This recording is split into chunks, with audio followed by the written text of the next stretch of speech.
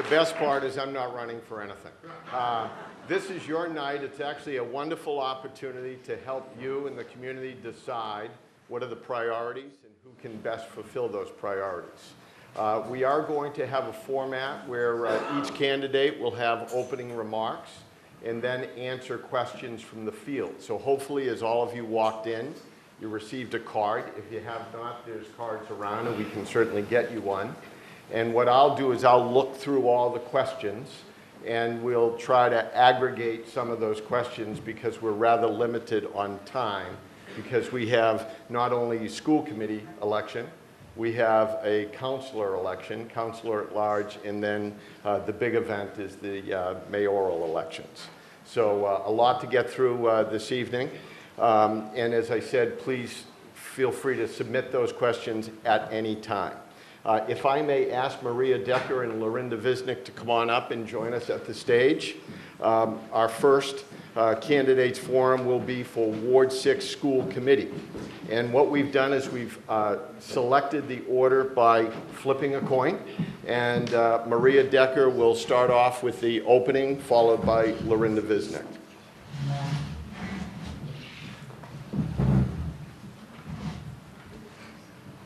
Thank you, Joe. Good evening, everyone. Thank you for joining us here tonight, and thanks to BevCam for filming this event.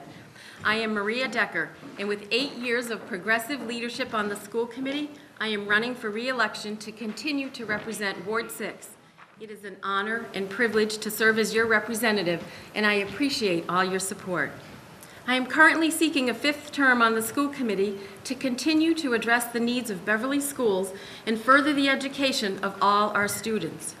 During the past 8 years, I have worked with my colleagues to budget wisely, given our fiscal constraints.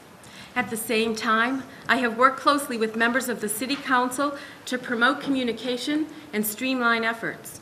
During my tenure, we built and opened an award-winning, nationally recognized, beautiful high school, added programs, and watched enrollments grow as the reputation of the district grew as well. We increased communication with residents, planned for a new middle school, and fostered community partnerships. Continuity and leadership of the middle school project is crucial with a new mayor and superintendent coming on board. Over the past 3 years, I worked diligently to ensure that this project is put in the capital pipeline for state funding. Recently, the middle school statement of interest, which I co-authored, received unanimous approval from the Massachusetts School Building Authority to move into the eligibility phase. I am working closely with the Building Authority to ensure the project moves along smoothly and into the funding phase. Having a composed demeanor has served me well over 8 years. My even temperament has contributed to establishing productive working relationships with local officials, school committee members across the Commonwealth, and state leaders. I take great pride in the energy, optimism, and honesty I've brought to my service. I believe it's allowed me to listen calmly, deliberate thoughtfully, and relate to the needs and concerns of the entire district. And I look forward to opening new doors and bringing more opportunities to all our students. Thank you.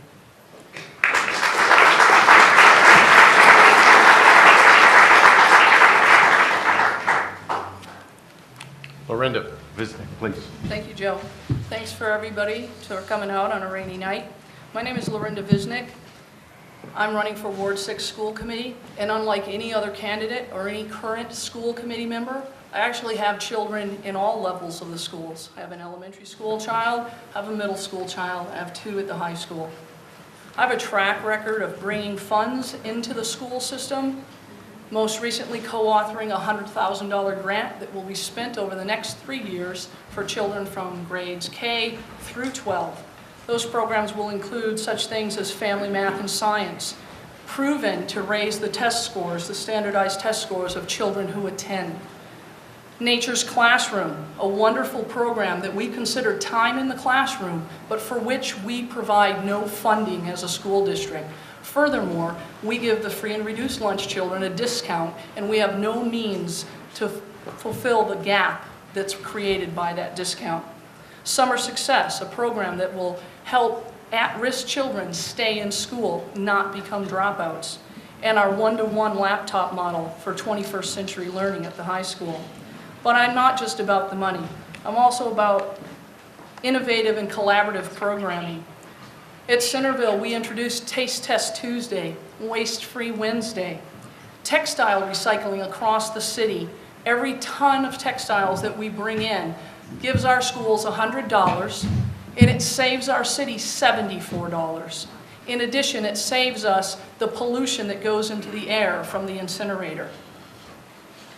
Most recently, I worked on providing free Wi-Fi for children in low-income housing in Gloucester Crossing. This is a pilot program. If it turns out to be successful, we will expand the program to other low-income housing areas.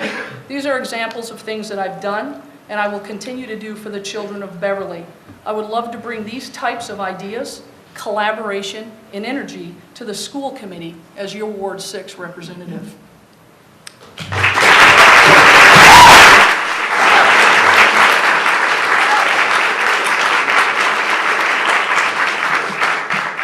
The great news is we have a tremendous turnout. So I'm wondering if I can ask the folks on this wall to slide your chairs over a little bit so the people in the back can move up along the wall because they're standing on the stairs outside, just so that we can make room for everyone if we could, please. Thank you so much.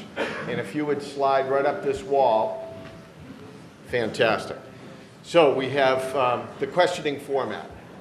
The first question will be going to Lorinda, and you're going to have 2 minutes to answer the question, and then Maria, you'll have a 1-minute follow-up. There's 2 themes of all the questions. The first theme is more strategic, and it's really dealing with what are the priorities for the next 5 years for the school system, but all of them seem to weave in the middle school and what grades are appropriate at the middle school level. So if you could answer that, please. So back in December of 2011, there was the first and the only public forum on the statement of interest and on the middle school project. And at that forum, we were told, as members of the public, that the statement of interest was non-binding. We were told that there were problems at Briscoe, and they were being overstated to make more of a case to build the building. I understand that. But I also understand that we have not been presented yet as a public with the pros and the cons of the 5 through 8 model. There are many parents of 5th graders who are mortified at the thought of their 5th grader getting on a bus to travel across town to a school when also on that bus there are 8th graders. So what are those pros and cons? What are the trade-offs? What does our city really need? Are we desperately in need of space in the elementary school, so much so that we would kick the 5th graders out and put them in with the 8th graders? But if we're that much in desperate need of space, then why aren't we using some of our current buildings that are already closed and sitting unused? So I don't have a personal opinion on the 5 through 8 model because I haven't seen any of the data yet. I'm waiting for our school committee to do some research and present that data. And then with that data, I will be able to make an informed decision. But not until then. Maria. Thank you. The mission of the Beverly Public Schools is to provide the best academic achievement and personal growth for all students. And the middle school project certainly touches on that for our students who are currently in grades 6 through 8. The proposal for a new middle school to include grades 5 through 8 is merely a proposal. No definitive decision has been done at this point. Part of the Statement of Interest project will be to include what is called education specifications. That is done by the educators in the district, and the former superintendent assigned that responsibility over to the middle school principal. Once we move beyond the eligibility phase and into the funding phase, then we will move into a part where ed specs are part of that program. So there's nothing been done definitively. But on a more important note, nationally, the trend is to go to either a 5 through 8 model for middle schools, and that has been done locally in the area around us. Amesbury, Swampscott, Stoneham, and Wakefield and Linfield all have 5 through 8 middle schools. The other trend is to go to a K through 8 model. And in a K through 8 model school, K through 4 is one component and 5 through 8 is the other. But I am sure that the administrators in the district will do the best to determine the best educational model for our children. Wonderful, thank you. The second question deals with the budget. And broadly speaking, could you talk about the budget process, the transparency of the budget process, and there seems to be some discussion on class sizes. Factor that into the budget discussion, and would you be willing to propose a tax increase if there is not enough in the school budget to increase or reduce the number of children per classroom? So I'm sure all the city council and mayoral candidates want that tax increase question, Joe. The budget process. Around November, December of every year, the superintendent meets with the administrators in the district, and they set their priorities on what they need and what they would like to see going forward. We try as a school committee to maintain really reasonable requests so that we aren't going to the city council, because as part of the budget, they certainly have schools as a large component, close to 50% of it, but they have fire and safety and public services to contend with. So we as a school committee manage our budget wisely. The process begins at that time, and the school committee sees an initial budget usually in December at an open meeting, public meeting. All of our meetings are posted, all of them, the agendas are posted, and that one is a little more heavily attended than the others, but we have BevCam tape the meetings for us for parents and constituents who are not able to be there. So the budget process begins in December, and I encourage all of you to come to that meeting, and if not, to certainly watch it at home and continue giving input to your school committee representatives on what you think would be the most important things to include in the budget. The public hearing on the budget is held later in the springtime, but that we've gone through a lot at that point, and so I really encourage constituents to give us your input as the time goes along, as well as that from the administrators, and let us know what is important to you, because we are your representatives. Class size you asked to address as well. So the class size parameters for the district are 20 in kindergarten, 25 and under for the first and second grade, and then up to a maximum of 30 for grades beyond that. None of the district elementary schools have that size at this point, but we do have constraints to deal with as far as the facility usage. And the other thing is we need to balance. If you want to have class size of really small, down to 15 or so, then that is when you're going to impact teaching and learning. Thank you. Okay, thank you. Lorinda? So that's a lot to try to smoosh into a minute. So first, on a tax increase, absolutely not. I believe that there are creative ways, I've done some of them, to bring additional funding into the schools. There's no need for a tax increase. On the budget process, I believe that our school committee has been, for the last many years, handed a number from the mayor and been asked to, quote unquote, balance a budget. That is actually not the way that it should be done. The school committee is tasked with representing the constituents, which are actually the children. So what the school committee should be doing is creating a budget that best represents the needs of our students and presenting that budget to the city rather than the other way around. Relative to class size, it's the current school committee that has said time and time again that class size doesn't matter. Unless you can get down to a 15-to-1 ratio, class size doesn't matter.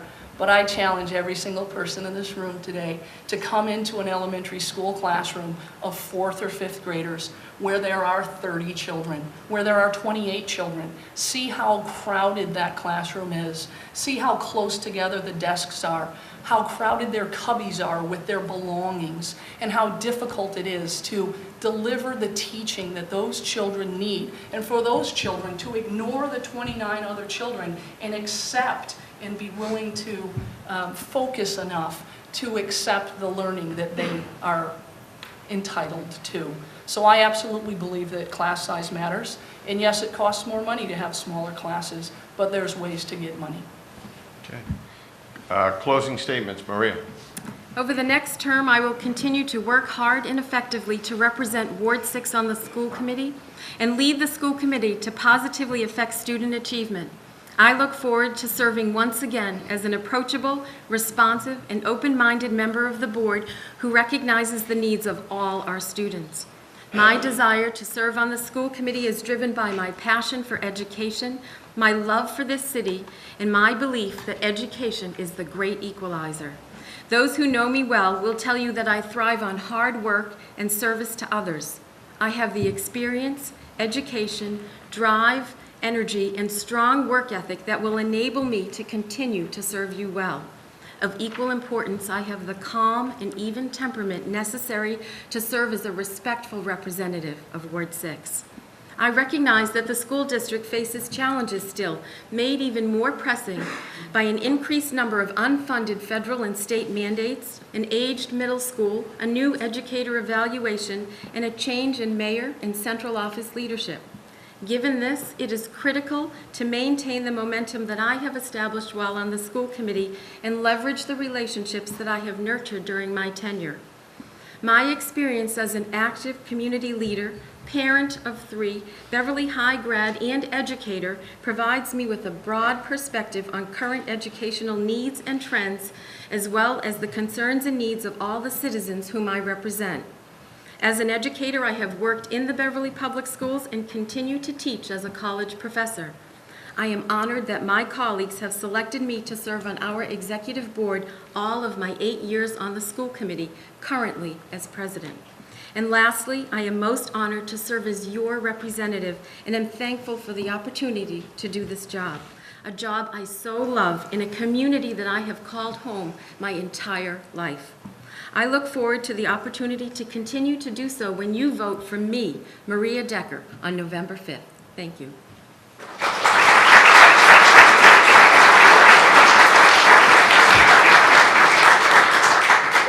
Lorinda, closing remarks, please. Thank you, Joe. In the 1990s, we heard the term, "It takes a village." Beverly is a fabulous village. We need look no further than things like Riley Rocks, the freight train, Honor a Teacher, the Fall Frolic, and family math and science events, to realize that we have a community that values the village and collaborates to accomplish wonderful things. I love our village. I chose to live here. I'm choosing to raise my children here and put them through public school here. But our village has problems. We need a new middle school, but we cannot wait for that new building to service the children that are in that school. There are problems now, and those children need our help now. We cannot just simply accept the 5 through 8 model. It's been very publicly stated that we are working for a 5 through 8 model when we haven't been presented any data. All of us in this room will pay for that middle school for years to come. We all deserve a seat at the table. We all deserve to be able to make an informed decision. Collectively, our school system, unfortunately, is suffering from a dysfunctional school committee. This spring, the Department of Education visited, and they stated that our school committee is, quote, not operating within the bounds of the Education Reform Act or with educator evaluation. And this is interfering with the day-to-day operation of our school district. The fact that our superintendent left early is proof that these findings are in fact accurate.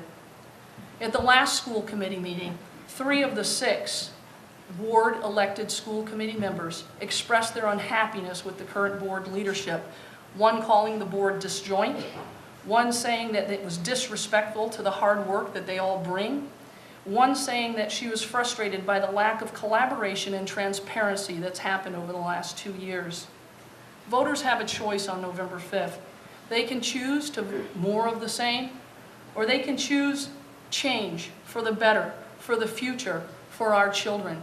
On November 5th, I ask that you vote for change for our children, for the better.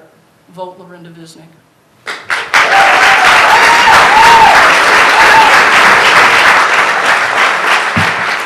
Thank you. Well, tonight we're fortunate to have 2 strong candidates for Ward 6 Councilor, Brett Schetzel and John Frates. The opening remarks, we'll start with you, Brett, please. Thank you.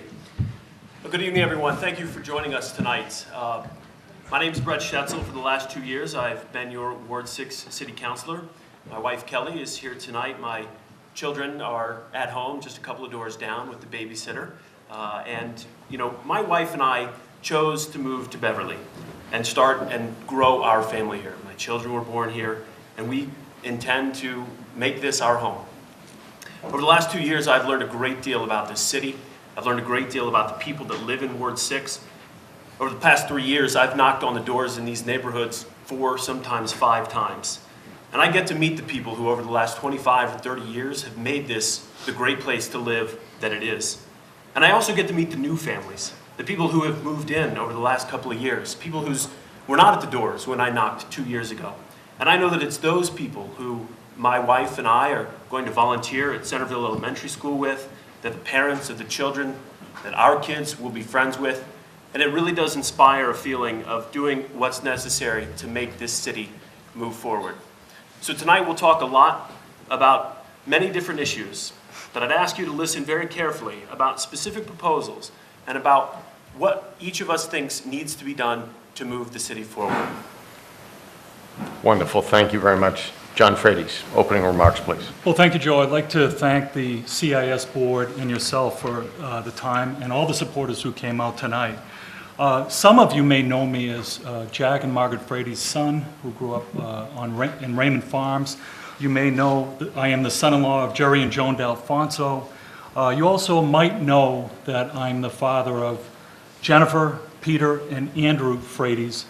But since we have such a strong internet presence now, most of you who are on the internet know that I am the grandfather of Addie Mayo. So I want to dispel the rumor right now that I am not the role model for that new movie called Bad Grandpa. But to fill in some of the blanks, things that you might not know about me is that I have a Bachelor of Arts in Political Science and Economics from Boston College. And with that theory and practical knowledge, I feel it has best suited me in my corporate and personal life. That we bought our first house in the Montserrat area, and our 3 children were born and raised down there, so I'm very familiar with that area. That we owned and operated 3 coffee and ice cream cafes, 2 of which were very successful here in Beverly, and we're very appreciative of the support that we gathered. That I served on the Beverly Planning Board and also was selected to serve on the Beverly Board of Aldermen during the biggest phase of construction, the final residential construction phase in this city, something that transformed Centerville. And then you may not know that I've been a wealth management executive for the last 15 years or so, which means that I've been responsible for hiring, training, managing a series of financial advisors with a sales quota budget of $100 million, roughly the size of the city of Beverly's budget. So now that you know a little bit more about me, I look forward to taking your questions. Thank you, John. First question is going to go to you, John. What would you envision to be the priorities for the city, and how does that fit within the budgetary constraints? Well, I think the most important thing right now is completion of the school infrastructure. So that would be the middle school. The work is in progress. I know that it was spoken about tonight, and to me that's the most important priority. It should be shovel ready, and I think I've seen things anywhere from 2016 to 2017 completion. I was very fortunate to have the school committee members take me around and see the current state of the Briscoe Middle School. Even though the teachers and administrators were so dedicated and energized, it's such a difficult environment to work and to be educated in. The next priority, I think, and something that was submitted, is the waterfront, the lease at the waterfront. We've been talking about that not for decades, but for generations. We need to do something, and that's a start. So that's where I would look at for my priorities right now. And then, of course, the big thing that I referred to earlier is the Brimble Ave project. We've got to push that through. That's the only source of foreseeable renewable revenue going forward. Thank you. Brett, your thoughts? Thanks, Joe. Certainly the middle school and the waterfront are 2 very important projects for the city. There are other priorities that impact us here in Ward 6 that are also very important. Over the last 2 years, we've doubled the amount of money that we spend on streets and sidewalks out of our city budget, both as a function of money coming from the state, but also matching it from our budget. Folks on Wedgemere, Temme, understand how nice it is to have their streets repaved. Over the next 2 years, I'd like to see us increase that by 25%. And I think, again, with an influx of new state money from the gas tax, as well as reprioritizing money within the budget, we'll be able to do that. We also need to take care of the farm's water main project. that will replace the water mains under Stanley Street, Common Lane, and Hart Street in order for us to fight a more sustained fire there. So it's a fire safety issue and streets and sidewalks that I think are the most important for Ward 6, and I think can be easily handled within our current budget. Thank you. You must have read one of the questions, because the question for the incumbent is exactly this. What have you done for Ward 6 since you've been in office? That is your question right now, so I don't know if you want to elaborate a little bit more. Yeah, absolutely. When I sat here 2 years ago, I talked about a handful of things that I thought were most important for the taxpayers and the residents of Ward 6. One of those being streets and sidewalks. We have seen the fruit of that effort already. I have continued to push the administration to set a timeline for the Water Farms project that I talked about. I was the only counselor in 2012 to vote against an entire section of the budget because I felt it was not the most appropriate use for your tax dollars, and I thought it should have been redirected for other priorities to make things happen. I think with the Brimble Avenue project, I've supported that. One amendment to the zoning ordinance that I've proposed and I believe the council will support will eliminate drive-through restaurants in that area. And which helps not only the folks in the Brimble Avenue area, but helps keep transient traffic that would impact us getting home on 128. Wonderful, thank you. Ms. Frates, as a follow-up to that, could you also add what you envision that you would do for Ward 6? Yeah, I think the biggest thing right now, and something that I've talked to with some of the department heads as well as NSTAR, is we have no natural gas running down our streets here in Centerville especially. And that means that the Centerville School is the only one operating on oil. And I think they were telling me that it's $38,000 that they spent over budget just on oil alone because of the delta or the disparity between the prices. And the gas is already up here at Turtle Creek. It's already down here on Gordon College. If we could bring that in and have National Grid talk about a system that they could implement for all these neighborhoods, because I'm sure there are people here who want natural gas in their home. They want to cook with it, but I'm looking at it as more of a financial savings. So that would be the first thing I would look at if I was so chosen. Thank you. Thank you. And the third question, we're going to start with you, Mr. Frates. The question deals with the school budget process. From the discussion from our school committee candidates, it came out that the budget process may not be the ideal process. What are your thoughts on the current process and generally your assessment of the school system? Well, as I mentioned, I was very fortunate enough to have a school committee member take me around and show me the challenges that are facing the Briscoe structure or facility. I think that facility would be such a great facility to be turned over to a developer because of all the character and the land that it has. The high school is fabulous. I just took my daughter, who's been away. She's a Beverly High graduate 2000, but she's been away in London and New York. And I just took her through the school herself. She was just blown away by how beautiful it is and how many people are considering sending their kids now to the high school as opposed to opting out for another school. As far as the budget itself goes, that is something I believe that's always been autonomous on their side, and I think that we should not only share grant opportunities, because my understanding is a lot of the teachers and administrators actually go out for the grants themselves as opposed to a city grant employee who is more familiar with writing grants. The other part of this is that our budget from looking at some of the analyticals facing the city, we just need to generate more revenue. By taking free cash and moving it over doesn't help the situation or the bond rating. Thank you. Thank you.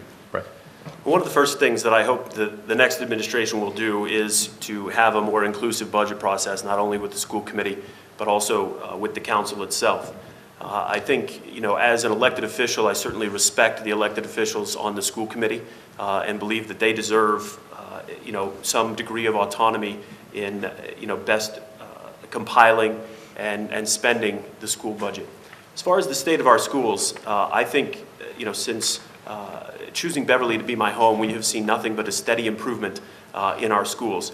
Here in Centerville, we have a great PTO. We also have seen great innovation with the help of the YMCA. The healthy eating programs that they have instituted there have been a real benefit for the community. And so as a Centerville resident, I think it's a great place for me to look forward to send my kids. They'll be in a new middle school and they'll be in a great high school by the time that they finish their education, and I think we should all be very proud of that.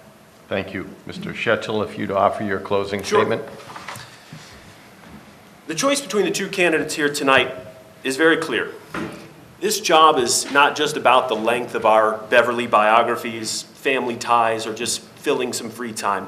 It's about real and complex issues, about listening, about advocating and finding solutions that will help us move forward. And it's about having the guts to stand up for what's right for the people that you represent.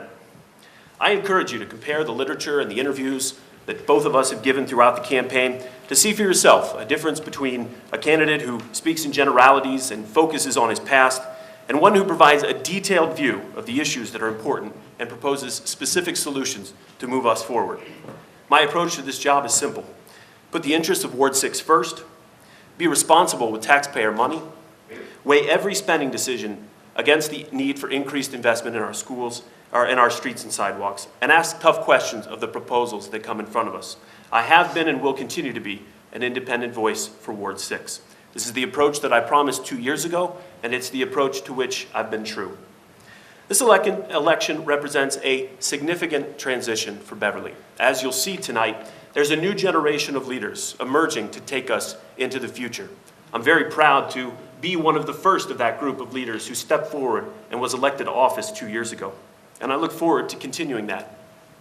If re-elected, I will lead and continue to lead on improving our streets and sidewalks. I will lead on moving our waterfront forward. I will lead on making sure we take care of taxpayer dollars. And I will lead on making information about your city government more accessible.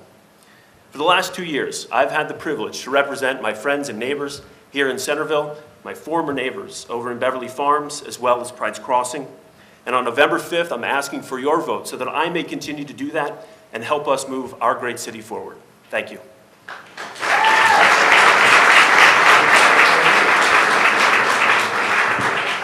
Mr. Frady's closing statement, please. Thank you. You know, I've been thinking a lot about what it means to be a lifelong resident of the city. And really what it comes down to is choices. Both Nancy and I were born and raised here. We had no say in that. But we had a choice as to where we wanted to raise our family and build and start our family and build our family here. I chose to become involved in the community at a very young age, being involved in the planning board, as I mentioned before, the Board of Aldermen, youth hockey and baseball and football coach, Rotary member. We chose to educate our children here. Jennifer graduated Beverly High. Peter and Andrew went through the middle schools and then went on to the prep. Nancy and I decided we chose to start a small business here. It was very successful. We were very supportive in the community.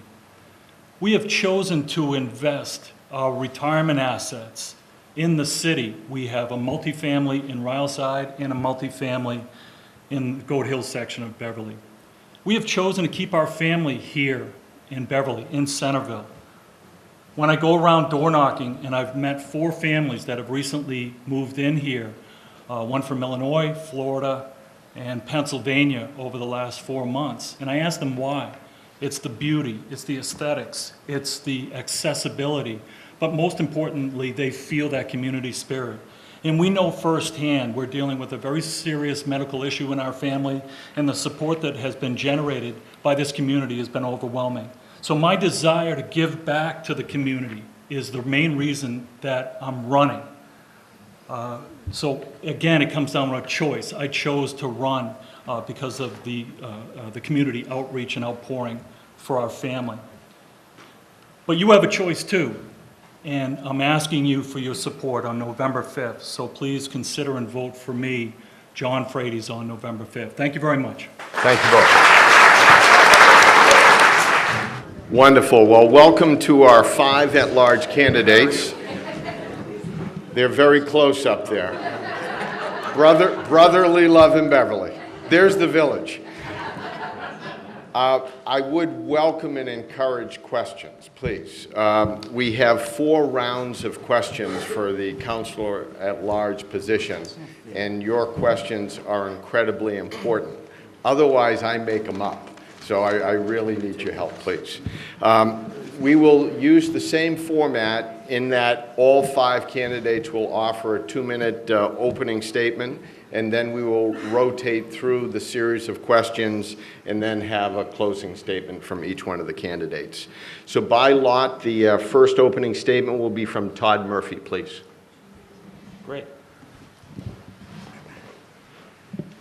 Hello, everybody. Thank you for coming tonight, and I want to thank the Centerville Improvement Society for having us here. I figured I'd start out, because I'm a newcomer to the political game, introducing myself to you folks and telling you a little bit about myself and who I am and why I'm doing this. I grew up in downtown Beverly on Roundy Street in a single-parent household of very modest means. My mom, Jane, who some of you may know, works at City Hall. I think did a very good job raising 3 children into productive adults. She didn't do it alone. I heard someone mention earlier, and I won't say that she stole my thunder, but it takes a village to raise children. And certainly Beverly has been my village. Great teachers, coaches, mentors, people along the way have certainly helped me and influenced me into the man I am today. In particular, in 1990, Tom Tanis, who was one of my assistant principals at Beverly High School, really recognized something in me as a young man and nominated me for a scholarship called the Christian Herter Memorial Scholarship, which recognized leadership and academic potential in young men and women who come from socioeconomically disadvantaged backgrounds. I won that scholarship, and that enabled me to pay for half of my tuition to Tufts University. I went to Tufts in 1993, went on to become a teacher. I was a teacher at a special education high school for years. Presently, after that, I moved on to become an attorney, and I'm running out of time, but I'll just cut it short. I became an attorney locally in Beverly, Massachusetts, where I practice today at 15 Rantoul Street. I have 2 beautiful children, one of which is in the Cove school system. Her name is Olivia, and I'm a wonderful partner, Judith, who's been extremely supportive to me and has continued to support me throughout this election. You'll learn more about me throughout the night, and I'll give you the reasons why you should vote for me as we go along. Thank you. Thank you very much.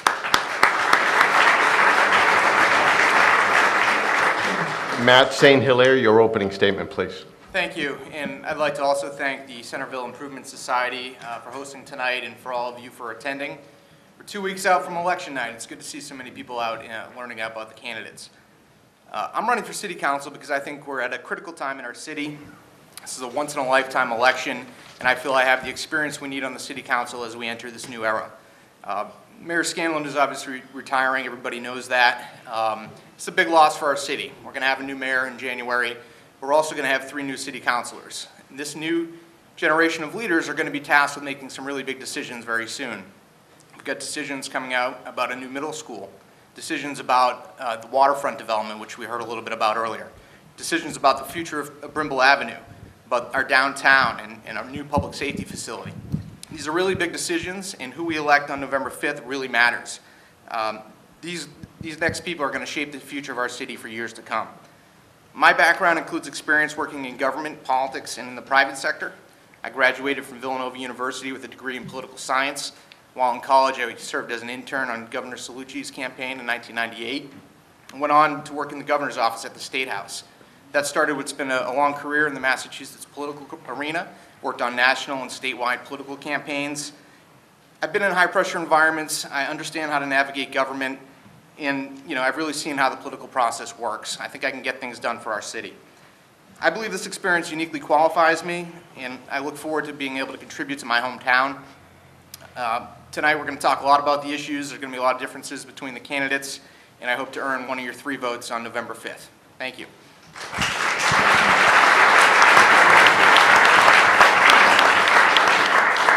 Todd Rotundo, opening remarks, please. Thank you, John. Hi, my name's Todd Rotundo. I'm running for councilor at large. What propelled me to get into the race was the lack of transparency within what's currently going on. There were issues that were brought to my attention by people that really started opening my eyes. I thought by my volunteering on certain ad hoc committees, what have you, that it was giving a voice, but it really wasn't. I'm a small business owner downtown Beverly. I have been a resident of the city of Beverly for the last 18 years, sharing it with my wife, my 2 kids. I have a 16-year-old and a 6-year-old. I'm currently the Heirs PTO president. I am very proud of it, one of the few men who actually does like doing that. I'm very involved with the schools. I have been for quite some time. As I said, I have a 16-year-old, so my daughter's in the high school. She was one of the first people to come into the high school with the laptop one-to-one. My son is in 1st grade. 2 different personalities altogether, but they definitely allow me to really be involved with the city through the school system. As I said, I am a business owner, and so I have a lot of skin in this game, in this city. I live here by choice. I work here by choice. I tend to get a little passionate, but that's okay. I don't mind being passionate, and sometimes I may speak my mind that you may not want to hear it, but I promise you I will be honest with you. And so I'm not a very long speaker. I'm to the point, but I do ask for one of your votes on November 5th, and please feel free. You can catch me anytime. I'm at the restaurant 70 hours a week. I promise you I'm easily be found. Thank you. Thank you.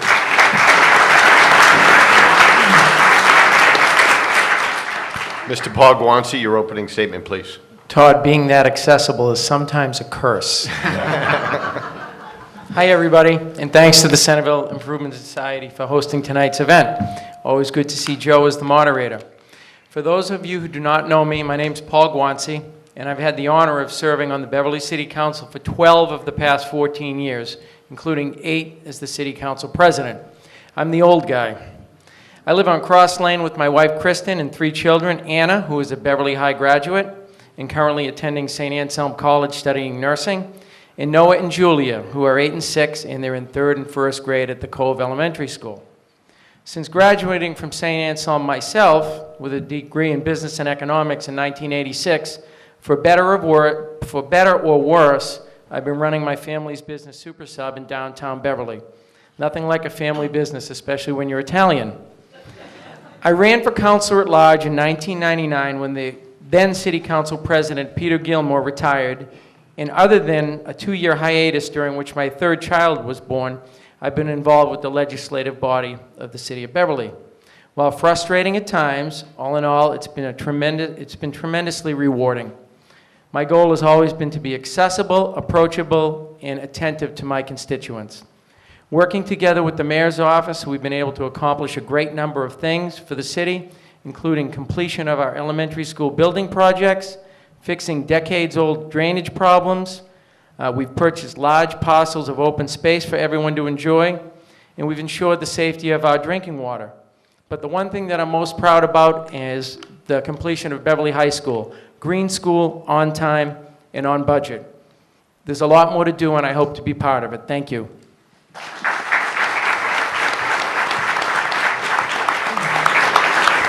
Thank you.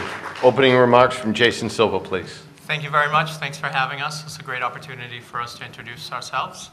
My name is Jason Silver. I'm finishing up my 1st term on the City Council here in Beverly, my hometown. I have 3 young boys, Harry, Charlie, and Archie. They're 7, 5, and 3. My oldest go to Cove Elementary. My youngest is in the public preschool program. My wife, Teresa, is sitting back. She's ashamed that I chose this shirt to wear tonight, by the way. But I like it. I think it's nice. But she's in back. She's an amazing partner, and she's walking around with a boot right now. She hurt her ankle, but she's my top volunteer in my campaign. So, and thank goodness for her. My professional life, I have a background in city government. I was the chief of staff to the mayor of Salem for 7 years. So I like to think that I was able to hit the ground running as a freshman city councilor. And I think that background and deep knowledge of how municipal government and city finances work has brought something to the table. on the city council. We all know that it's a very exciting time to be in Beverly with the transition of leadership. We're going to be tasked to do a lot, and we're going to have a lot of opportunity to do things differently. And with new perspectives, I think, not only in the mayor's position, but also with some of us on the city council, I think that we'll be able to achieve great things. I'm excited about the middle school. I'm excited about the potential of downtown. I'm excited about one of the things that I really like to do is roll up my sleeves and get involved in the city finances and try to figure out ways to do things better and to do things more efficiently and find creative ways to deliver services differently. So I've really enjoyed serving on the council this first term. I'm hoping to serve another term. I'd appreciate your consideration. Thank you very much.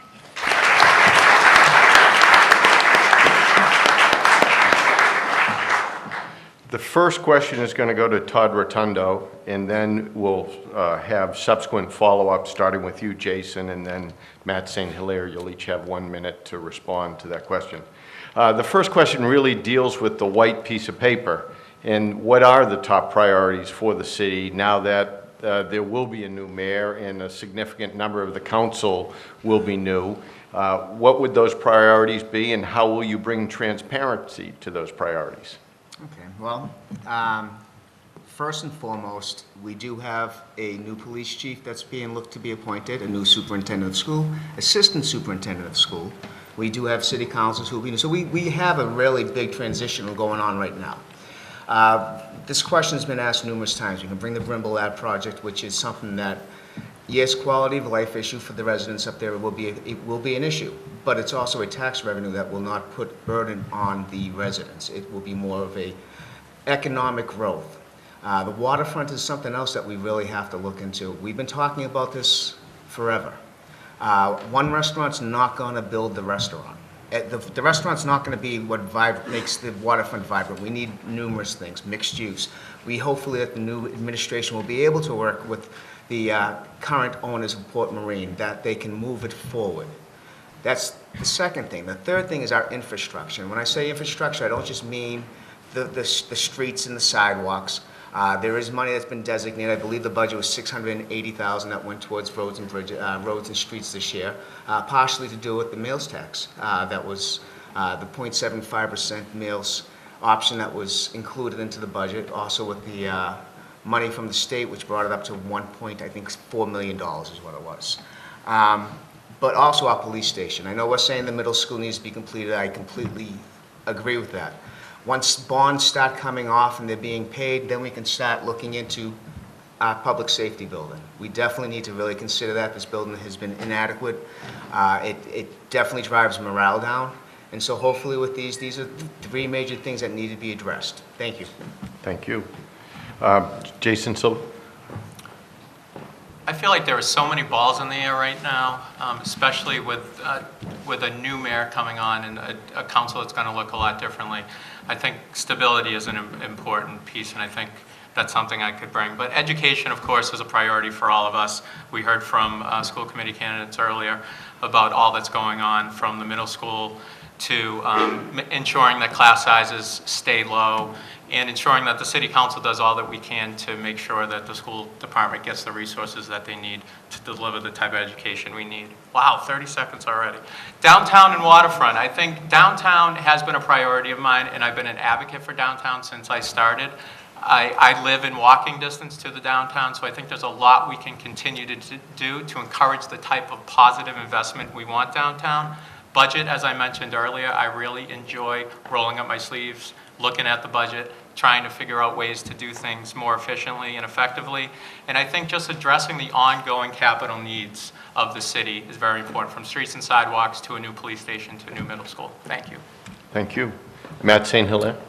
When I look at my top priorities, there are really three big areas. Number one is all the big projects going on. We talked a little bit about all the big decisions that the next group are going to have to make. We've got a new middle school, we've got waterfront, Brimble Avenue, downtown, public safety facility. This next group of leaders are going to be the ones deciding what happens with these projects, and for me those will be a big top priority, making sure these get done right and get done in a collaborative way with everyone that has a seat at the table. Number two, Improving transparency. We talked a little bit earlier in the school committee and earlier discussion about transparency. We saw with Brimble Avenue the frustration with residents about a lack of transparency. I believe it's the duty of our elected officials to engage people and be part of the community. We're all in this together. The decisions that get made by the city council need to include the residents that they serve. And thirdly, maintaining fiscal responsibility. I will be a strong voice on the city council for fiscal responsibility. It's a big budget we have. We have a $106 million budget. I think Mayor Scanlon's done a pretty good job managing the budget over his tenure. We've never had a Proposition 2.5 override in Beverly, and I want to make sure we keep it that way. Thank you. Paul Guanci, please. I think the first three speakers have touched on a lot of things that we've been working on. We talked about the middle school, and the middle school we need to make point of is going to be totally different. It's going to be 5, 6, 7, 8, where the 5th and 6th graders will be separated from the 7th and 8th graders. That's a big thing that the community needs to get behind. We talked about Brimble Ave. I would like to see that process go a little slower and add some more community involvement. Just go back to the middle school real quick. The mayor is in the process of putting together a school building committee, which is required. So anybody that has any interest in that, new people involved creates transparency. So we said waterfront, Brimble Ave. Police and fire, we still own that piece of property in front of Cummings Center, and there's designs for a joint station. That's our next thing after the middle school. Downtown, we've moved forward a little. Don't forget, in next spring, we have the Route 1A project starting on Rantoul Street all the way up to Memorial. That's state funded. The parking garage should open this spring. And don't forget the carriage house, windows and doors coming soon. Thank you. Todd Murphy, please. I think everybody has touched on many of the issues that we have facing ourselves in Beverly at this point, but I think what we need to focus on is how do we pay for these quality of life issues. I've been door to door talking to people. They bring up education, the need for a new middle school, trying to keep class sizes down, making sure we have enough teachers working, making sure we're funded to have public safety officials and the firefighters and the police station, finding a new public safety building, fixing our roads, developing the downtown. These are all issues we need to take care of, but we need to find ways to pay for them. And a second issue would be obviously the transition in leadership with the school superintendent, a new police chief, a new mayor, and new city councilors. Finally, there was a question about transparency. I really believe that the use of social media, which has been integral in this election cycle, is a way to get to our constituents. I think the city should embrace the use of social media. And I also want to applaud the city, especially Don Martin, for his measure on the committee for the Brimble Ave project. And I think more of those things need to be done in the city going forward to have involvement of the citizens. Thank you. Second question deals with the city budget.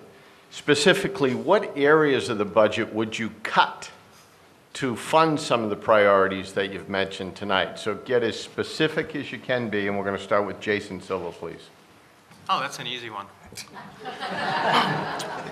I think a lot of cutting has been done over the years to get to where we are now. I mean, if you cut now, in a lot of ways, we're at bone. So I don't think it's an easy question to answer, but I do think there are ways we can do things creatively.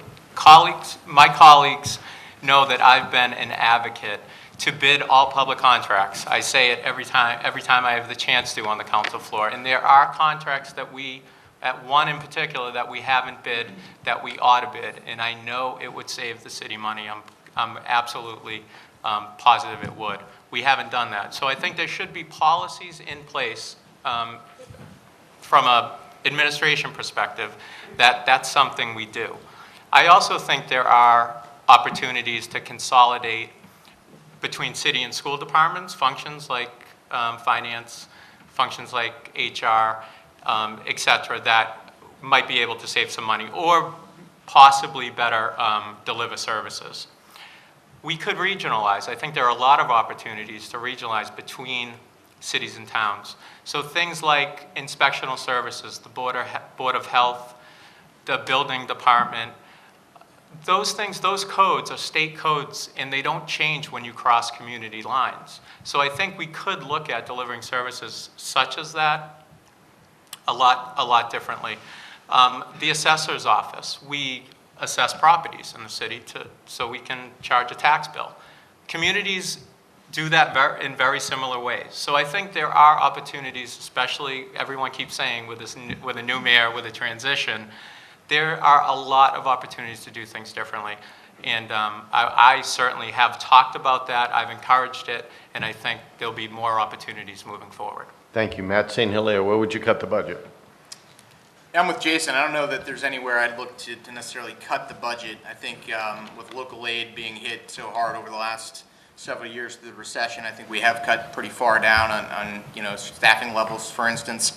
I think we do need to look at the budget. It's a $106 million budget, and we need to figure out what are our priorities as a community, and we need to take a look at funding those. I agree with Jason as well on the regionalization. That's an area that we can potentially save some money. We need to look at growth opportunities. Where are the opportunities for new growth that can add to the budget? As I said before, I'm someone who's against any efforts to raise taxes through a Proposition 2.5 override. So I think we need to take a hard look at the budget, live within our means, and make priorities with our budget. Thank you.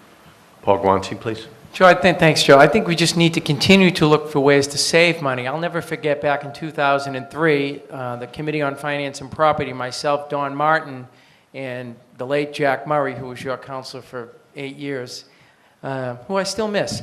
But we went through the budget and cut pencils and paper to stave off the trash fee for 2 years. There's so much of that budget that is fixed between salaries, benefits, and pensions.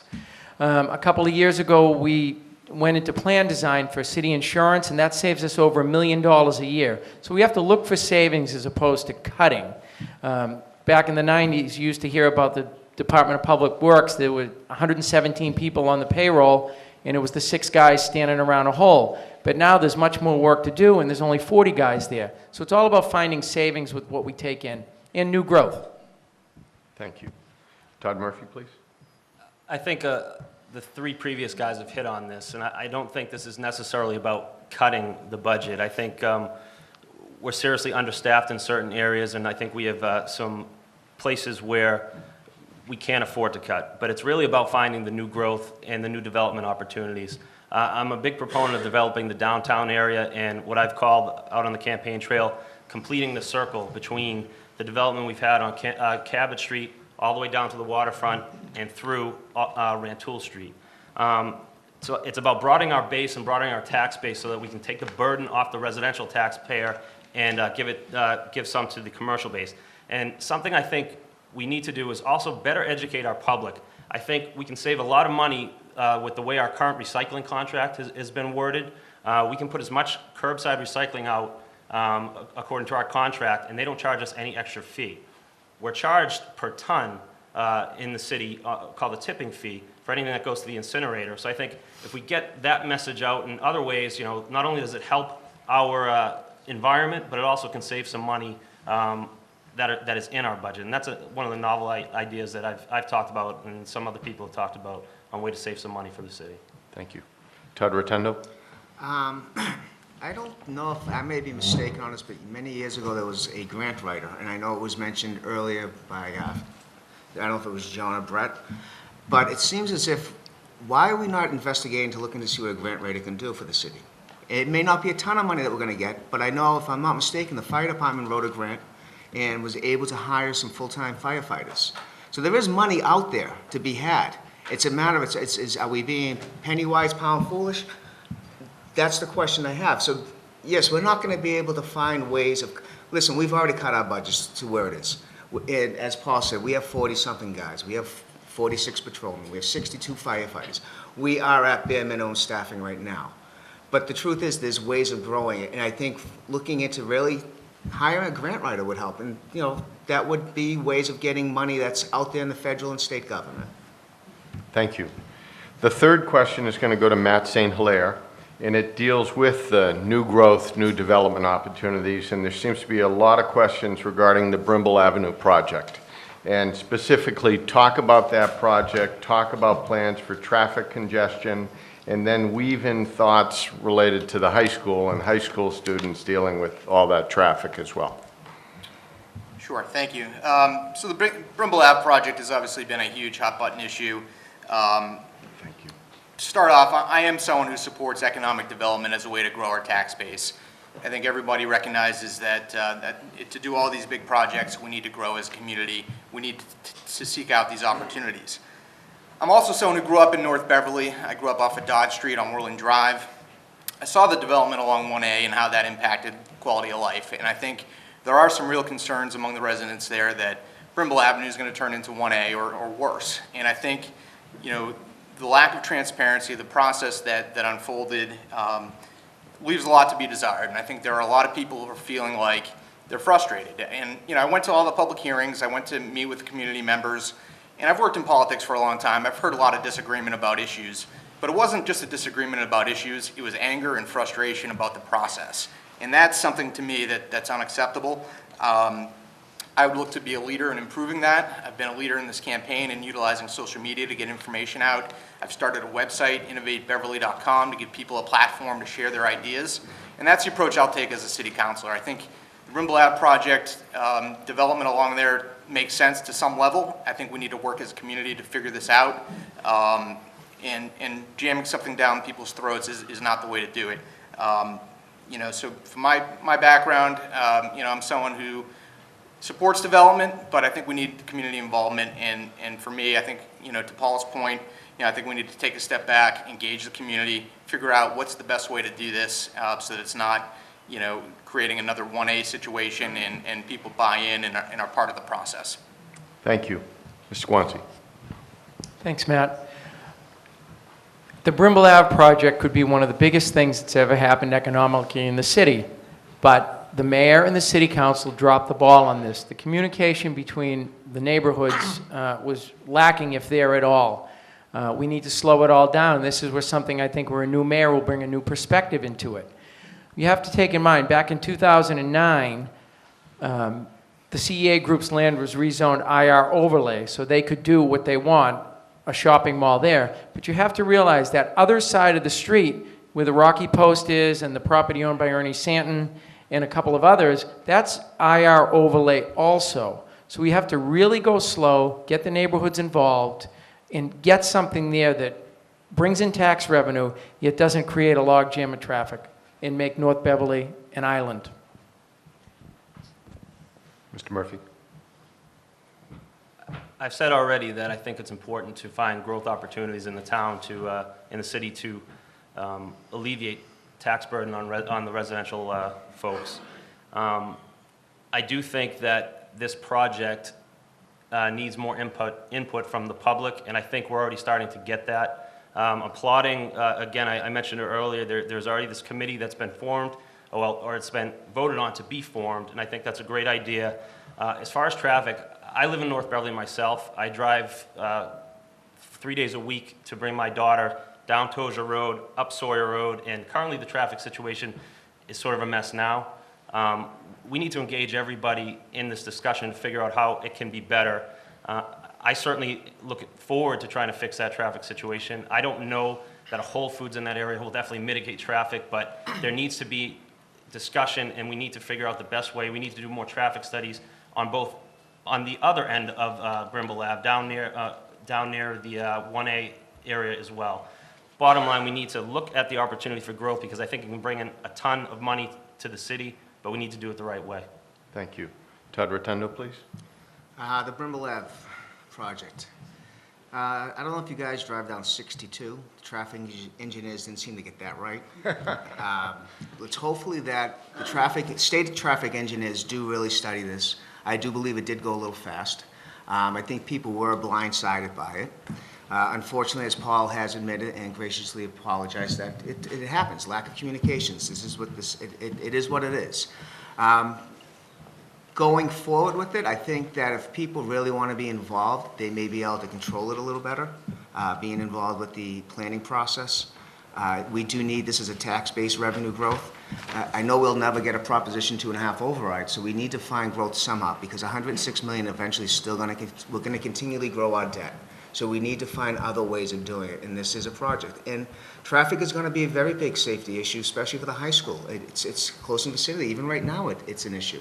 So hopefully, people being more informed now, getting more involved, the group that has been formed, it will slow the project down and be able to influence it a little better.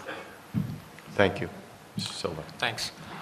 I think we all agree that the public process to get to where we are now has not been what it should have been. And I think moving forward, there will be opportunities to improve that, because I think one thing we need to remember is the traffic improvements are not fully designed. So there's still opportunity for public input and city council input. So I think there will be those opportunities that continue to present themselves. And I also agree, I supported the creation of a citizen committee. I think that's going to be an important thing for the process. I voted in favor of the rezoning. And I voted in favor of the rezoning because the rationale was that property is going to get developed. We're not going to stop it from getting developed. If it's not the CEA group, it's going to be someone that goes in and invests money to develop that property. So given that circumstance, that happened in 2009. I wasn't around back then, but given those circumstances, we needed to, I thought that this was the best chance we had to not only deal with increased traffic, but to improve the existing conditions of traffic congestion and traffic safety. So that was the rationale I used in my support of the initiative. Thank you. I'm actually going to insert a question here because it seems as if there's a theme tonight about transparency. Can each one of you, in less than a minute, define transparency and what you would do? And let's start with Matt. What's transparency? And how do you ensure transparency? So to me, the job of a city councilor is to represent the people that they serve. And to do that, in my opinion, you need to go out, you need to listen to their concerns, listen to their input, and have a conversation. And to me, transparency is, what is going on in our city? Let's have some information out from city council level, but also we need to go out into the communities and have discussions with residents about what they feel. So it's a two-way street. We're all in this together. Transparency to me, is making decisions with the community, not for the community. I've got a background in social media management. I've utilized social media heavily in my campaign. I think that's a huge place where the city's behind, and we need to catch up. Thank you. Paul? Transparency, something that could help with that is having a city website like the one that they have in Salem, and I hope the next mayor takes a look at that because of all the information that's on that website. The City of Beverly website, which has gotten better throughout the years, is still woefully inadequate in terms of getting information out to the public. And a lot of transparency has to do about constituents doing their homework, because a lot of the information is out there. You just need to know where to look for it. Then that comes to the city councilors to get it out to you. And as councilors and as the next mayor, you can't keep things too close to the vest and spring them on people at the last minute. Everybody needs to be involved in the process, especially on big projects, right from the beginning. Thank you. Todd Murphy, what's transparency? Well, transparency is certainly openness and sharing of information that as much as you can and to the best of your ability. And I think it's incumbent upon a leader. Leaders aren't just people who make decisions. We're also educators. It's important for us to educate the public, not just make decisions, informed decisions ourselves, but talk to our constituents, let them know what's going on, make it important. I know that some city councilors already have weekly or monthly meetings with their constituents to talk to them about what's going on in their ward, what's going on citywide. I think those things are important. Matt talked about social media. Paul talked about a website. These are things that help transparency, but transparency is putting the information out there, and it's also engaging the public and letting people know that we're all responsible for our government. We're just, if I'm elected, I'd just be a representative. The mayor is a representative. The city councilors are just representatives, but we represent you. And if we're going to represent you, we need to have conversations going back and forth, and it has to go two ways. And I would certainly welcome that as a city councilor. Thank you. Todd Rotundo, what's transparency? Communication, first and foremost. Biggest thing is communicating with the public. Whether if there is a project in Brim 11, you have to go door to door to let them know, or bring a leaflet to them, or whatever the case may be. Communicate, communicate, communicate. It is the biggest thing that I've always believed in. I've lived by those words. You know, we can say transparency is openness and what have you. Yes, that's part of it. But when you're communicating, you're letting people know what's going on. You are opening up. You're letting them know. You're not trying to hide what's going on. You're not trying to spring it on them last minute. You're saying from the beginning, this is what's happening. This is the process we're going to be using. Whether it's social media you use or a website that we use, it's communicating. That's the basic word. It's communicate to the public. That's what we need to do. Thank you. Jason? It's hard to answer this last. I think that most of it's been said. I think proactive communication, proactive sharing of information, I think that's what transparency is, and I think that's what we should be measured on. I think, you know, there's an example on the Burma Lab project. One of the public meetings was held on a weekday at like 10 o'clock in the morning. That's not transparent. That's not transparent. We should have public meetings that are after work that people can attend, and we should promote them and publicize them in a way that people are aware of them. So things like that. But I think I agree with Councilor Guanci. The website can be dramatically improved. I think the use of technology can be dramatically improved. Councilor Slate has mentioned that, and we've been working on that at the council level. And there are ways that we can use the tools at our fingertips. We just need to be willing to do it. Thank you all for that definition. The final question, we're going to start with you, Mr. Guanci, and it deals with the school budget process. And the specific question is this.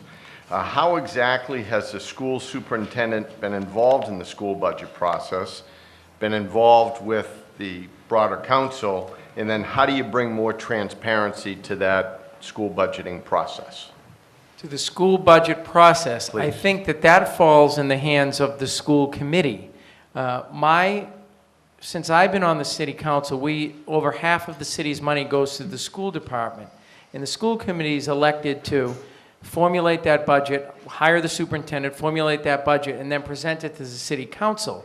I think that's a question for the next school committee. And I'm not going to sit up here and try and make something up, because I've always been that, hey, you know what, the school committee work harder than city councilors. That's their job. We have the public hearing, they have their public hearing, they come before us and explain to us where all that money goes. We have access to a line item budget every year. Some councilors take a look at it, others don't. But I think that's a question for a school committee member. Do you view that process to be transparent? I think that's... From what I see, absolutely. Great. Their meetings are all open to the public, and it's all about getting involved. And I know years ago, back in the early part of this century, I guess you would call it, I found that there were more people involved in the school budget process, and school parents and administrators were more vocal about it. As time goes on, I've noticed that wane a little, so maybe it's up to the public to go out and look for that information. Thank you. Mr. Murphy?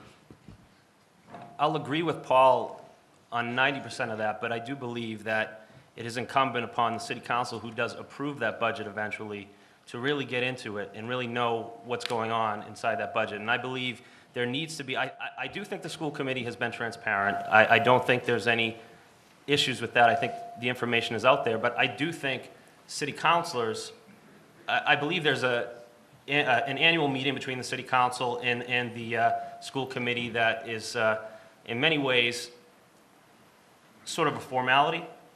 If I were elected, I am a former educator. I understand about the educational budgets, especially because I was a special educator who worked out of district, and that is the majority of what our school budgets are sometimes spent on.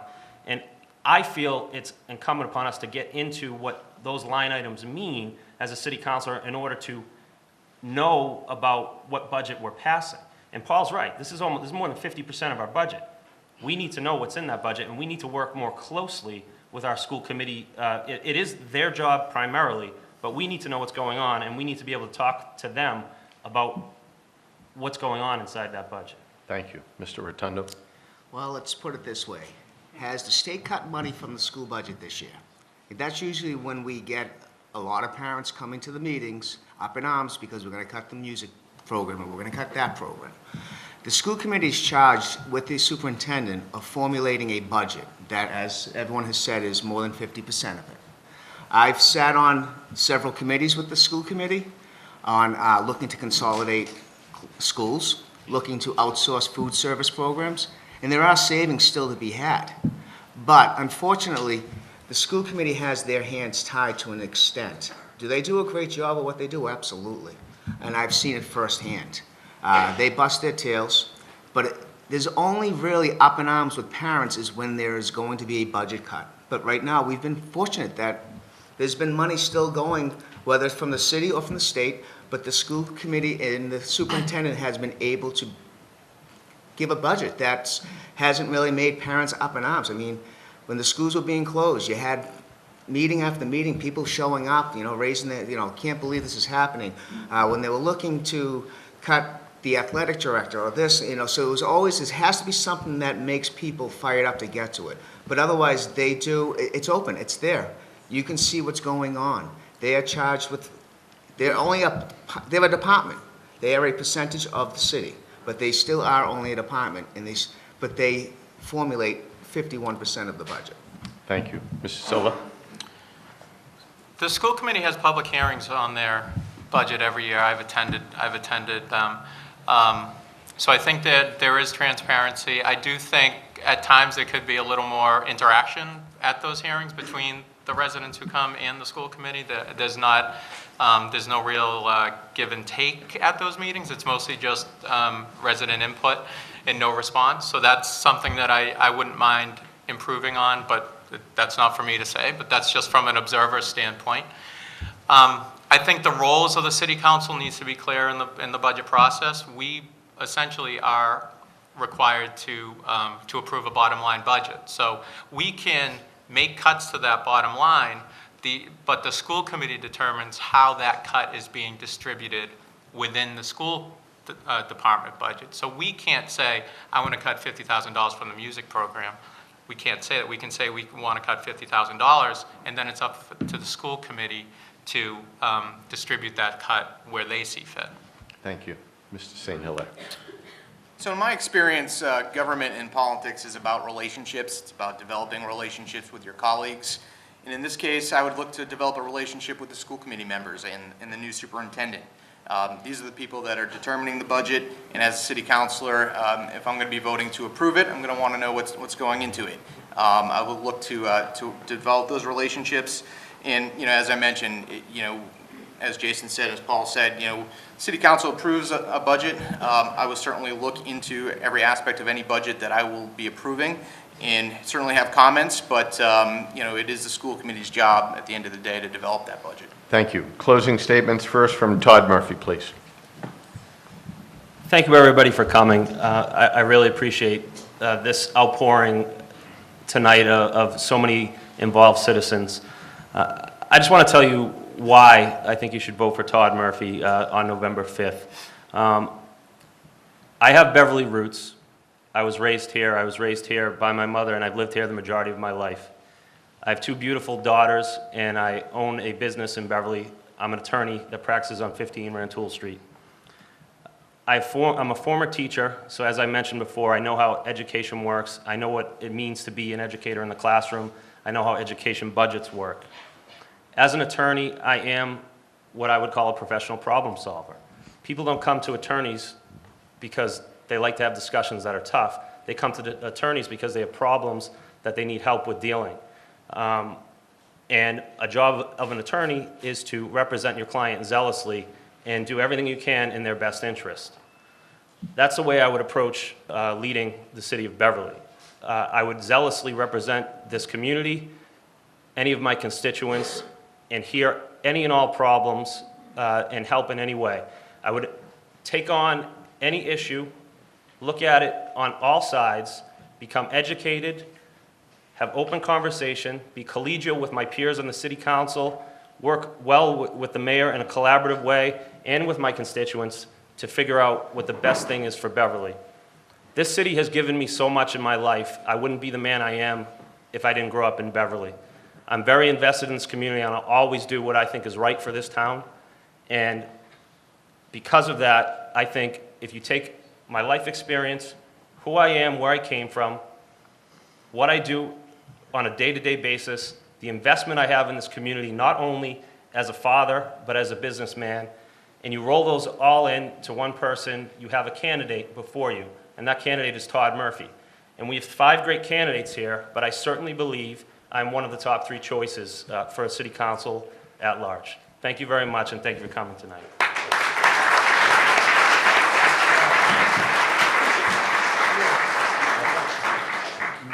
Matt St. Hilaire, closing statement, please. Sure.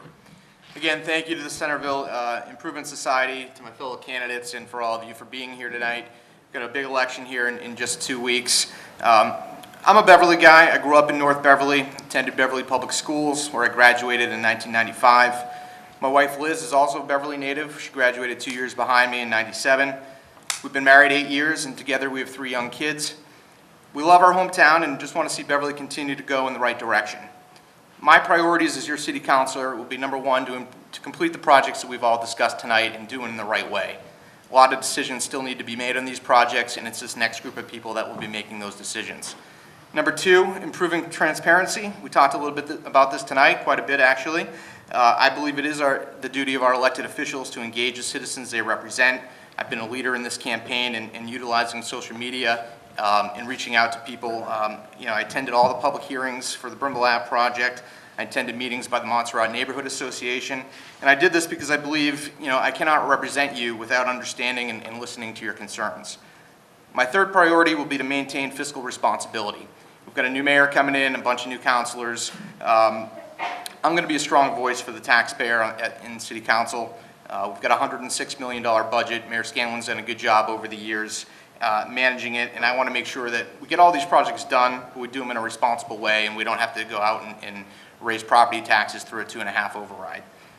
I believe I have the experience Beverly needs on the City Council at a critical time. My career has been spent working in politics and government. I've worked in the governor's office at the State House. I've worked on national and statewide political campaigns.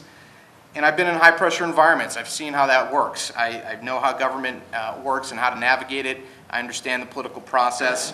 And I believe my experience uniquely qualifies me to serve at this critical time for our city. I ask you for one of your 3 votes on November 5th for City Council at large. Thank you.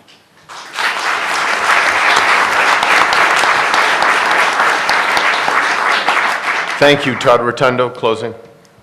Thank you for having me here tonight. I will keep it brief and short. That's what I tend to do. But one of the things, as I said, that really propelled me in here was transparency and communication. As if you vote me in, I promise you a voice on the board. I promise you that if I don't have the answer, I will find you that answer. That's what I do. I've been in this city for 18 years now. I have a lovely wife. I have 2 beautiful kids. I have a 16-year-old daughter and a 6-year-old son. Keep me busy, but I love it. I enjoy what I do. I have a business in the city, so I have a lot to gain. I am here because I know that I can bring that voice to the board.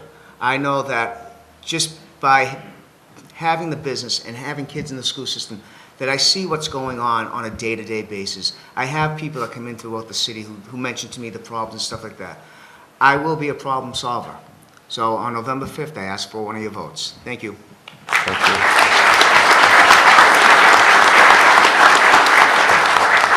Mr. Guanci, closing, please.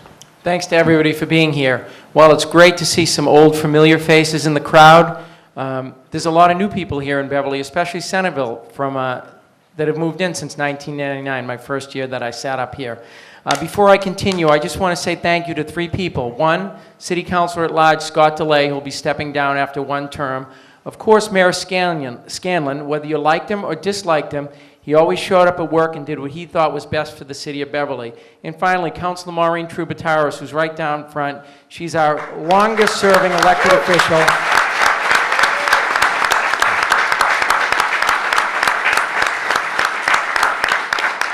And I like to say that she'll give me a look from the other side of the dais where we sit, and it's still quiet. It shuts me right up. New middle school, viable, attractive downtown, waterfront, commercial, industrial growth, they're all on the horizon. I'm hoping to lean on my experience as a city councilor to keep Beverly the place to live, work, and enjoy on the North Shore. I've truly enjoyed my time on the council, and I'm just as excited to be running this year as I was in 1999. I'm a little slower. I don't run up and down the stairs at City Hall anymore, but I'm almost 50. Being a homeowner, a small business owner, and a parent with children in the school system shows how committed I am to this community. While I wasn't born here, and I forget to mention that, especially during an election cycle. Beverly is where I chose to relocate when I became an adult, and I've never regretted that decision. It's an exciting time to be here in Beverly. We'll be welcoming in a new mayor in January, either former state representative Michael Cahill or current city council president Wes Slate. They will need the benefit of an experienced city council to ease the transition into the most difficult job in the city, trying to keep 40,000 residents happy. Please contact me if you have any questions about me or my candidacy. I want to wish the gentleman sitting with me tonight good luck, and thanks to all of you for running. You have 5 different individuals running for councilor at large who want to make a difference. I hope you still think that it's worth to vote for me. I appreciate your consideration. Thank you.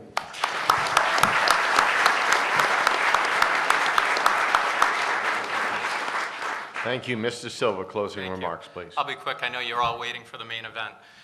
So I thank you very much for being here and listening to us for the last 40 minutes or so.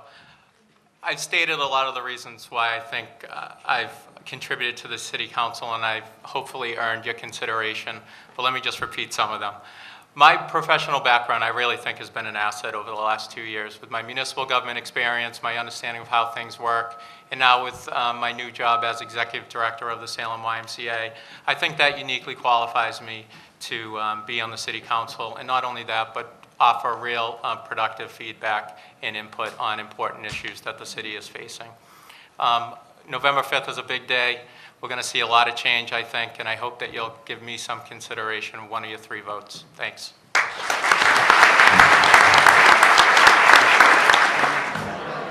It's my pleasure this evening to introduce our 2 candidates for mayor for the city of Beverly, Michael Cahill and Wes Slate. We will use the same format where we will have opening statements from each one of the candidates for 2 minutes and then a series of 6 questions and closing statements. First opening statement will be from Michael Cahill. Welcome. Thank you, Joe. Thanks to the Centerville Improvement Society, BevCam, and everybody who's here tonight. This is a fantastic turnout. And I know you've heard a lot of very great thoughts from the folks who are up here before us. I want to say this. Everybody who's here tonight as a candidate, as a volunteer, as an interested citizen, we're all here because we care about this city. We're all here because we've chosen to make our lives here. And we recognize that the things we most care about, having the city be able to deliver key services, making sure we feel safe in our homes and our neighborhoods, making sure there are programs for seniors, for veterans, making sure that the infrastructure of our city is strong, making sure that the parks and beaches are kept up, making sure that our schools are all they can be, both for our kids and families of kids now, and to keep our property values high and strong. And the thing is, we all understand that that didn't just happen. The fact that we have strong services and strong schools, it doesn't just happen, and it doesn't keep on keeping on without a whole lot of people being involved in making sure that it will. So that's why we're here. I understand that, and that's why I'm running for the office of mayor. To me, the real key to this election, the real key to where our city is and can get to in the coming years, is how we're going to address the fact that we have all kinds of legitimate, important needs and not enough revenues to meet them. So I just want to share with you my thoughts on how we create the type of savings and type of new revenue sources. First, living within Proposition 2.5, which I think we all respect and believe in, we need to be creative about new revenues. One is looking for regionalization opportunities wherever we can ensure that the services we deliver can be done as well or better than currently and realize meaningful savings. We need to look to grant opportunities. Our city needs a more proactive, thoughtful grant writing capacity, and I'm sure we'll have more time to talk about those things. Thanks. Thank you. Mr. Slate, opening remarks, please. Thank you, Joe. I'm Wes Slate, City Councilor from Ward 2 and Vice President of the Council. I appreciate Paul promoting me a few minutes ago, and a candidate for mayor. I'm very pleased to present myself to you tonight, answer your questions, and allow you to see for myself who I am, what I have to say, and whether you agree with me that I should be the next mayor of Beverly come January. You can also decide for yourself whether it is character assassination to compare my experience and performance to my opponents, particularly while we served together on the council last term, or whether it is an honest attempt on my part to give you my view of that experience, what I and others saw and heard for those 2 years, why I endorsed Bill Scanlon in the last election, and why I chose to run myself this time when the mayor decided not to run. I have a vision for Beverly, a clear path to progress and success for us, a deep and thorough knowledge of city government, its people and its operations, and a record of experience in education and business since 1973 that demonstrates my ability to lead us there. I hope tonight that I can show you how that can happen. Thank you. Thank you. The first question may be a little bit premature, but it's asking about your team and thinking about your appointments as mayor. And for you, Mr. Slate, this is your question. Rather than asking you specifically who would be Director of Municipal Finance or City Solicitor, because I don't think that's fair, the process, though, is, and what would be involved in that process, and how do you think about those positions as you assemble your team? Thanks. Well, the mayor appoints about 17 people, department heads that run the city. The mayor, although it's a very powerful position and has a lot of authority, no one person can run a city of this size. And those appointments are presented in January to the council for their approval. I will tell you that although I've thought about it, and it's something that one of us will face in January, I believe it'll be me, but I have made no commitments to anyone. I've made no promises to family or friends or current or former city officials. I think that one thing I have thought of, just as a way of going about this based on my experience in business, is that most of the appointments can be made under our ordinances for up to 3 years. The chiefs, the two police and fire chiefs, can be up to 5.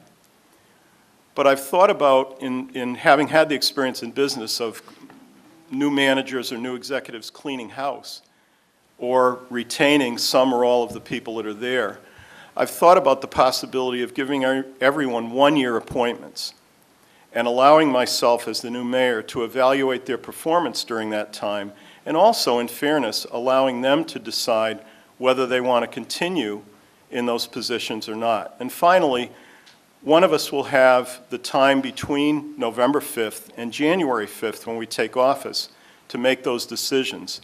And if there are a couple of people that are currently working in those positions that should not be appointed, I think those decisions can be made at that time as well. Thank you. Mike, your thoughts? Joe, thanks, sure. You know, there are some incredibly talented people who are working for our city right now, and there are some people who I would very much hope to keep on and have the chance to work with, people I have worked with in the past in my term as city council president. And at the same time, it's just natural that if somebody, when somebody new comes in, that they have in mind some people who they have already vetted and they trust, and that they would want to bring in to help guide the city forward. So I think, you know, you could expect probably a combination if it's me serving as mayor come January. But I think, you know, everything that I do, now I've had chances to build teams many times over in my different work capacities, and I believe I have strong people and team building skills. I know that I will hire talented people, that I will empower them with my management style, and that together we will lead, and ultimately I will lead our community as our chief executive. Thank you. Before I ask the second question, we have a little challenge outside. Someone's driving a silver Chrysler 300, and they're blocking the driveway, so the cars are not able to exit the driveway. So if someone would kindly go outside and move the silver 300. And would everyone else in the room please close your eyes so we don't see who it is? I don't drive a silver 300, do I? Second question. One of the jewels of the city is the waterfront. How would you specifically, Mike, unlock this jam that we have in the waterfront? Sure. Thank you, Joe. And we really are locked up right now. It's a tough dynamic. It's been several years that our waterfront has been, stuck. Back in 1997, 1998, during that time frame when I was state representative, I was able to secure state grant money to help purchase the McDonald property. I was very excited at that time that we were going to have a municipal resource that was going to provide access to the waterfront, active recreational opportunities, and ultimately, as it all kind of came together, a waterfront restaurant, to really cap that off. Right now, nobody's winning. We end up losing because we can't go down to the waterfront and enjoy what we should have. What we should have and what we will have if I'm elected mayor is this. We'll have a harbor walkway that stretches from over by the Ventron property all the way down towards and hopefully as far as Tuck Point condominiums. We'll have multiple waterfront restaurants. We'll have retail. We'll have more boat slips. The way to do this is as follows. The abutters who own the Port Marine have been in court with the city for some time. Rather than this having to be a win-lose, this really ought to be a win-win for everybody involved and for us. Because what the abutters at Port Marine want to do is they want to build first-floor retail, second and third floor condos. Chapter 91, the state law requires that there be public access through there, and there would be more boat slips. This is all a win for us. The federal channel needs to be adjusted, as does a state statute that was passed years ago to try to protect working waterfronts needs to be amended. Both of these things have been done in other municipalities up and down the Massachusetts coastline, can be done by our city if our city believes in it, if our city wants to move forward. And that's what the abutters need to do anything productive with their property. They need the city. This all can work, and I'm committed to making it happen if I'm elected. Thank you. Wesley? Well, as the Ward 2 councilor, along with Councilor Troubateris, I've sat on the Harbor Management Authority for the last 6 years.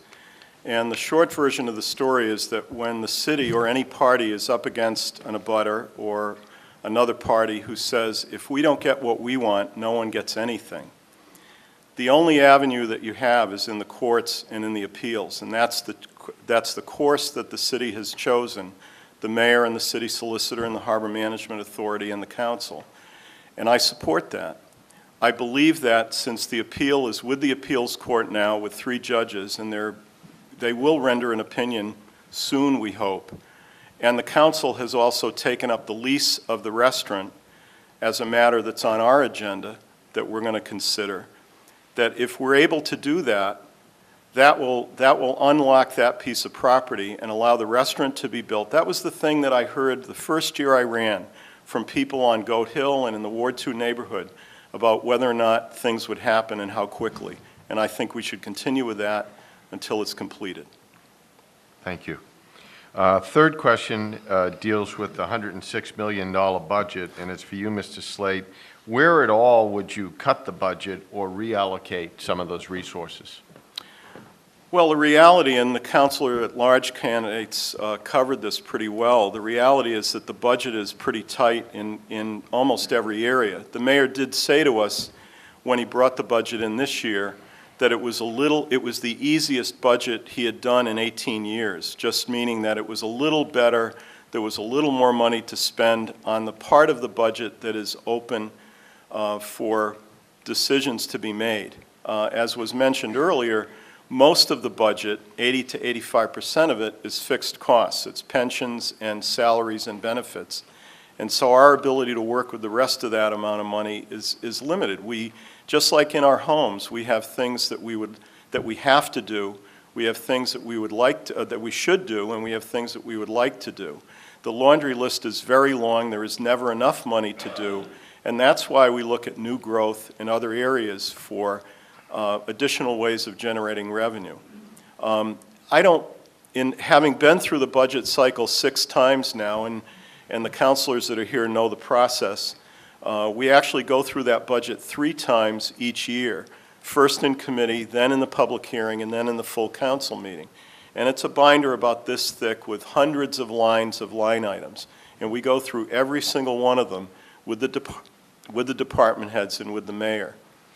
So the process is very complete, and for those of us that do attend all of those meetings, after you've done it once or twice, you really get to know the process pretty well and what's in the budget. I believe that it's tight, and I believe that we need to look at new growth and other ways of generating new revenue so that we can do the things that we would like to do, along with the things that we must do.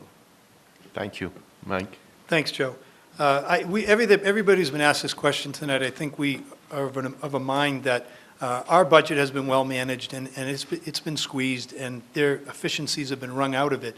So it's really a question of creatively finding other revenue sources, living within our means, but being creative about revenue sources. So I mentioned regional opportunities, regionalization. I also mentioned grants quickly. We need to be proactive. It's been great that some of our departments and some volunteer groups have gone after grants.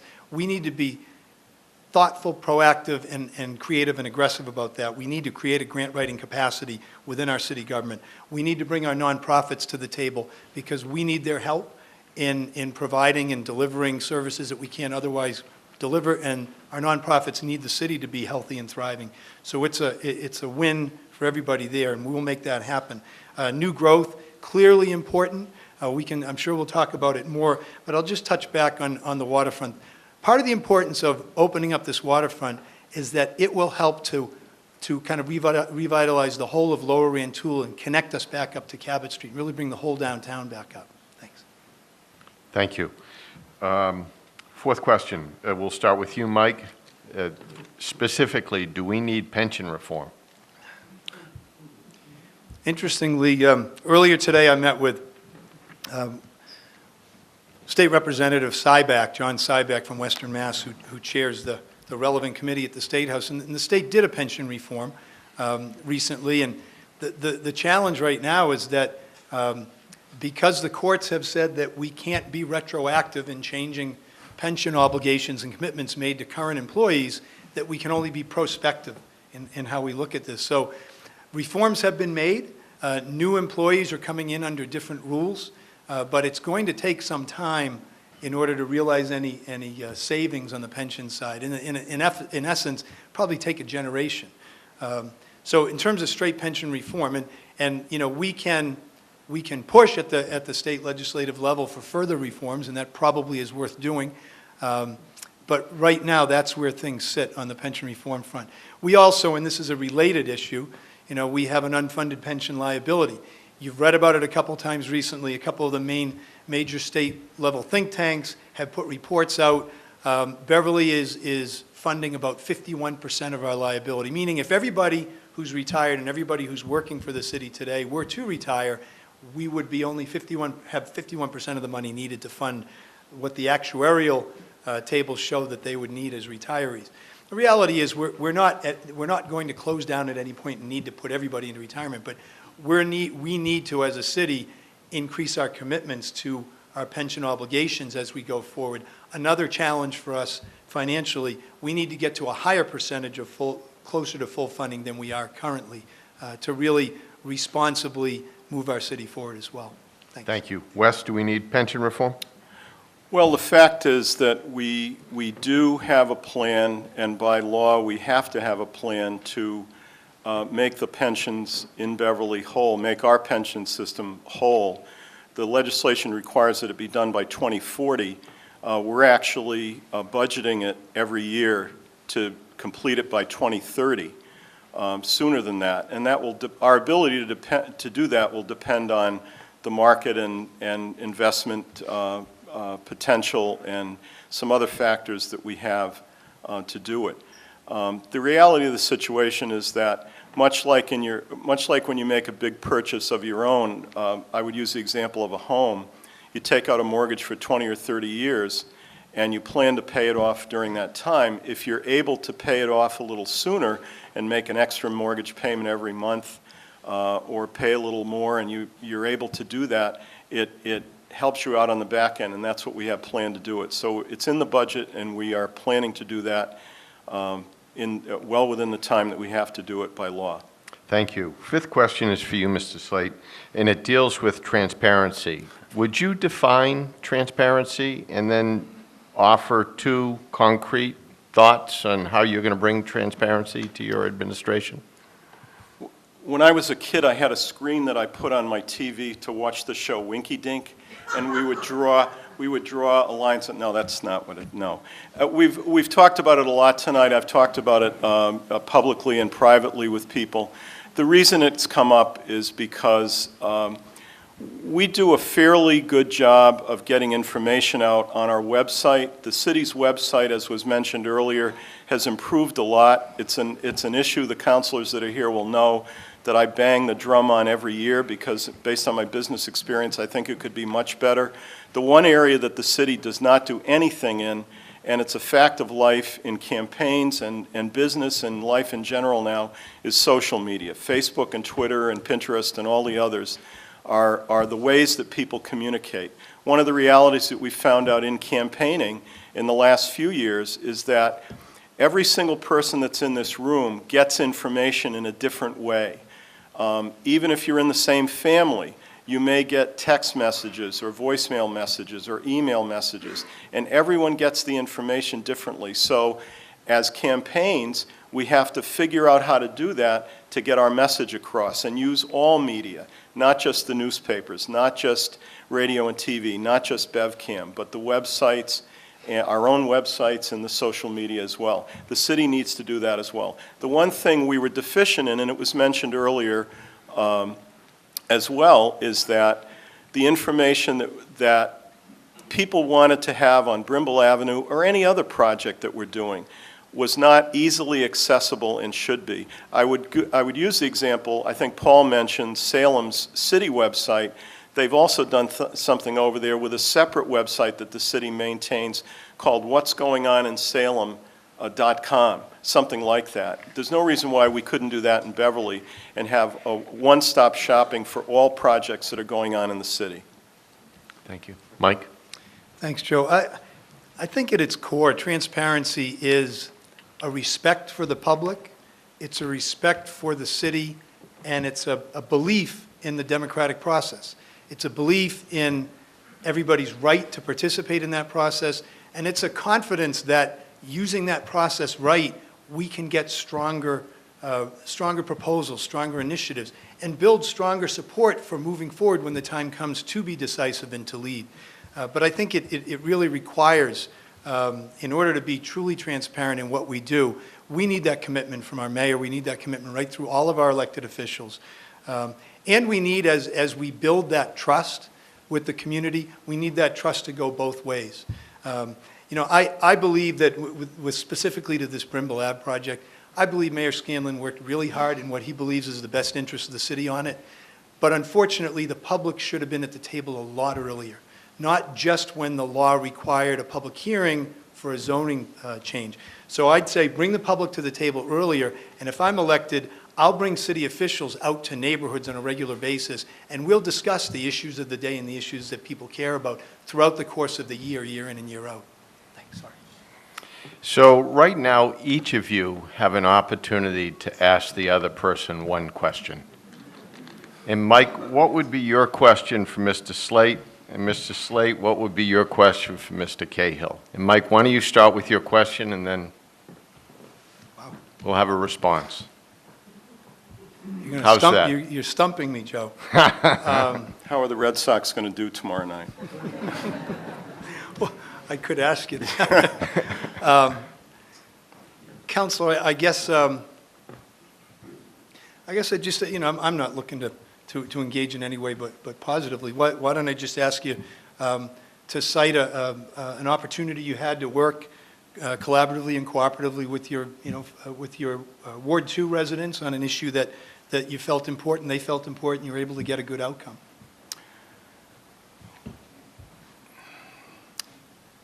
The meeting that we had at the library a little over a year ago, it actually started because some of my constituents that lived down around the Dane Street area were concerned about some activity in that at the beach during the summer. And it kind of grew into a larger meeting where the chief, both chiefs actually, police and fire, the mayor was there. Mike, I think you were there, because it was there was enough interest. There were a number of counselors also, and the Sawyer room at the library was full. We had a big turnout. It also had come about because there were concerns about activity in the downtown area, specifically around the White Whale and the library and the church, and some of the activity that went on there that was troublesome to people, not just traveling through the area, but also who lived in the neighborhood. I'm happy to say that as a result of that meeting, first of all, some things came out and were addressed that we anticipated and expected. Some other things came out that we frankly didn't expect. One of the very positive things, and I just had ran into a constituent recently who was at the meeting and who had a hand in kind of turning things around there, and he said one of the things he was able to do, and he's involved in the programming there at the White Whale, was to take responsibility for what was going on there, saying that night, if you recall, that he would do that, and making good on it. And also the police increased patrols, and there was additional activity, and I'm happy to say that the level of activity and the level of complaints and the level of problems really diminished, and it was a situation where a lot of good people came together and did that, but it also took some leadership to make it happen. Thank you. Mr. Slate, a question for Mr. Cahill, please.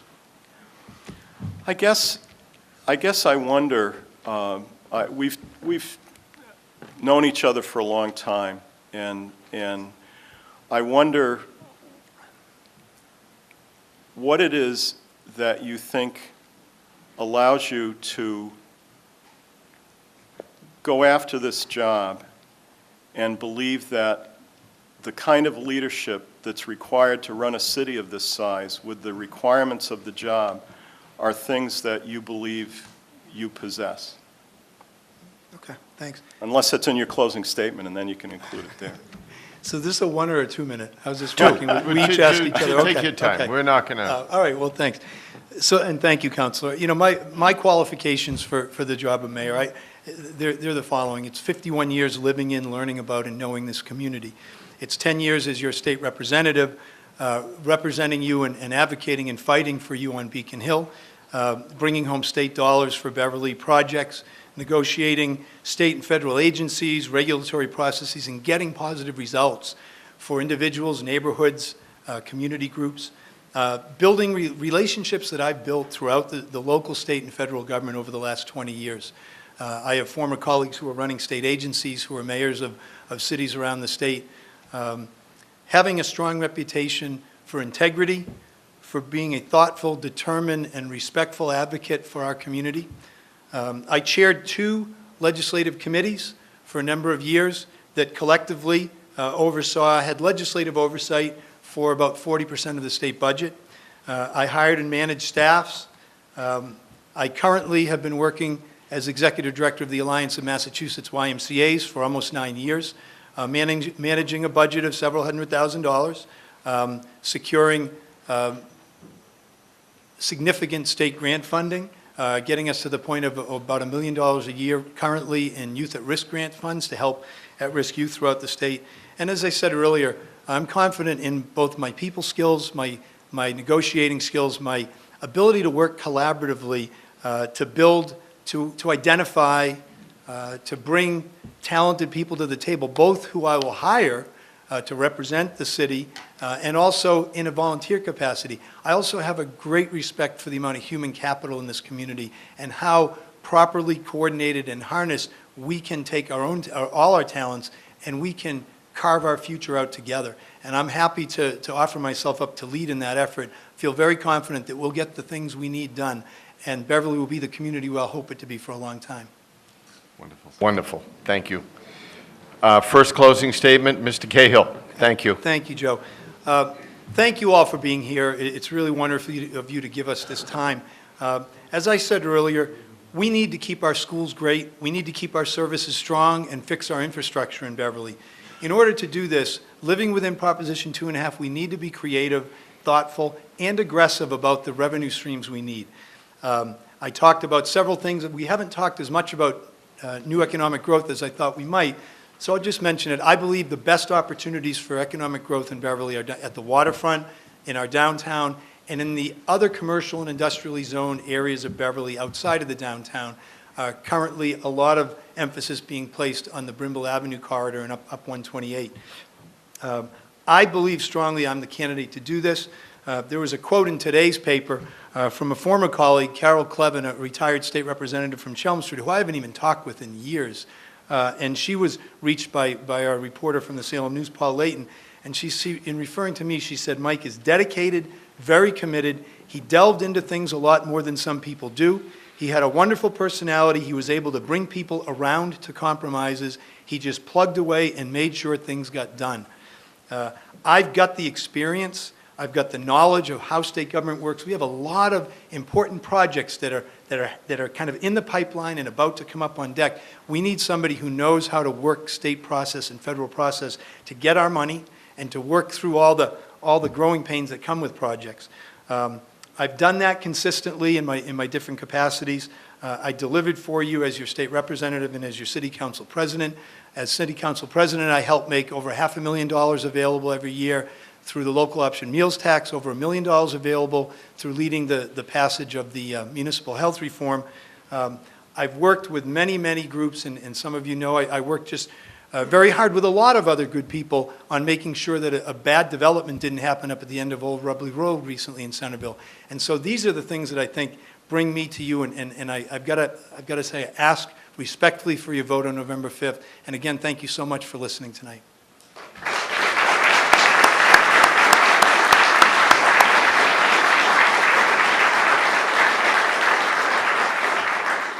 Thank you. Mr. Slate, your closing statement, please. Thank you, Joe. Thank you to the CIS, to BevCam and the viewers at home, and most of all to all of you that came here tonight. Georgia and I bought our home on Lothrop Street in 1982, and our son Richard was born the following year. I believe that the combination of my work as a teacher and in business, my political and legislative experience as a husband and father well prepare me to succeed Bill Scanlon. He agrees with that, as do a number of those whom he and I have served with over the years, along with many of you, some of you. Campaigns are long and hard and tough on everyone, on the candidates certainly, but most especially on their families, and on all of you who support us. But you know what? So are these jobs, particularly the mayor's position, because you're the one person who has to make the decision, ultimately, on the direction that the city of Beverly will take. Some will believe that you've made the wrong decision, but you must have the experience and the strength of conviction to withstand that criticism, for as surely as the leaves are turning and the weather is getting cold tonight, it will come. Sometimes it is fair and sometimes it is not, but you must be willing to withstand it with grace and good humor and courtesy and move on. We live in a representative democracy, and we are your elected representatives. We try to do our very best every time we take a vote or make a decision and hope that we're right more than we're wrong. We choose this work and this life, and if we're not up to criticism, sensitive to those who question our interests or our motives or our work ethics, then we really don't belong in a position like Mayor of Beverly. I hope you've learned about us tonight and that it will help you 2 weeks from today when you vote. And I hope that you believe that I'm up to this and can do this and should do this, and that you'll vote for me for Mayor of Beverly. I also ask for your vote. Thank you very much.